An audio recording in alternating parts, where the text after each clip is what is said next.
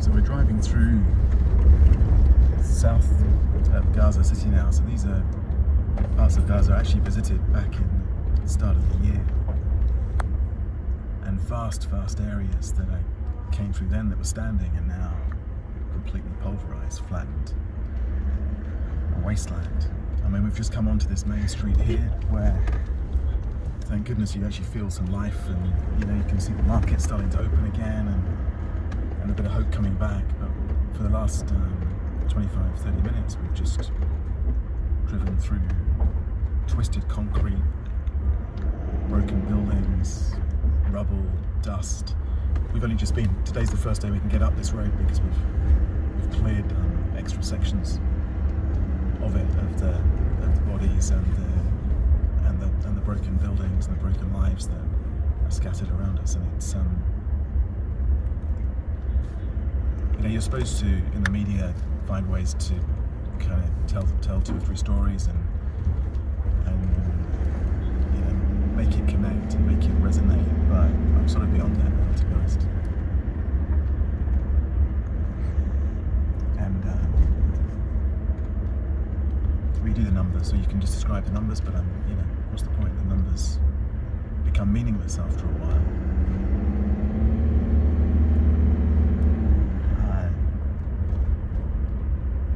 You know, so I'm debating whether, you know, got to get out there and tell the story, but like, what do people need to see at this point?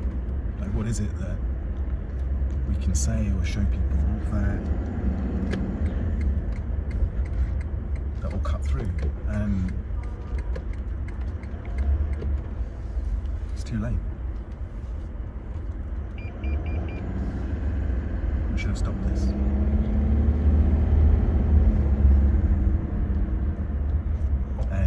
We'll work it out. We'll come up with plans, and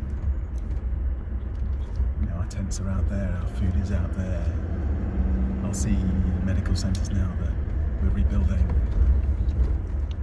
learning centres. I can't say schools yet because they're not yet schools, but places where we're getting hundreds of thousands of kids back into some form of education, even though we're not allowed to bring in the school books and the crayons for them. UNICEF tent there.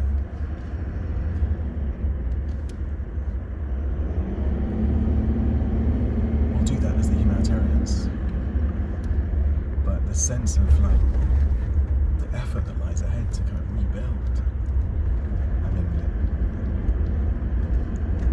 we have to always stay optimistic and we'll think it through, but it's just such a massive task ahead. It's hard not to be overwhelmed by that, but the people here picking their way through the rubble and putting their tents back on their homes.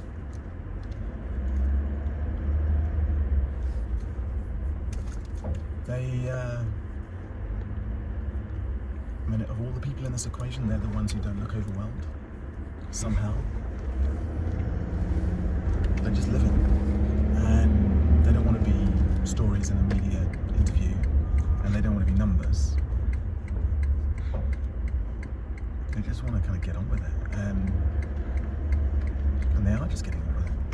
You look around, people are just finding ways to survive and kind of get through the day.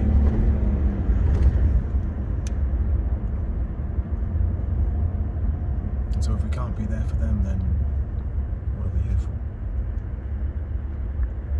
All of this is, all of the kind of protocol and the flags and the sort of bullshit of international system and conferences and peace announcements. It's all utterly meaningless if we're not actually going to be here for them and somehow give them the agency and the dignity and the lead and the support to turn this around.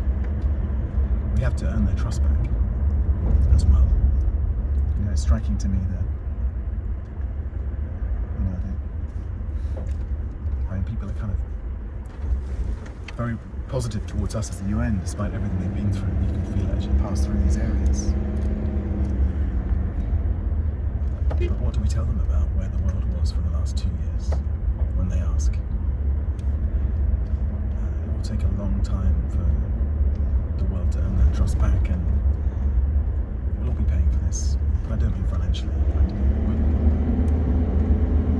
We'll all be dealing in different ways with the consequences of this for the rest of our lives, I think, for decades.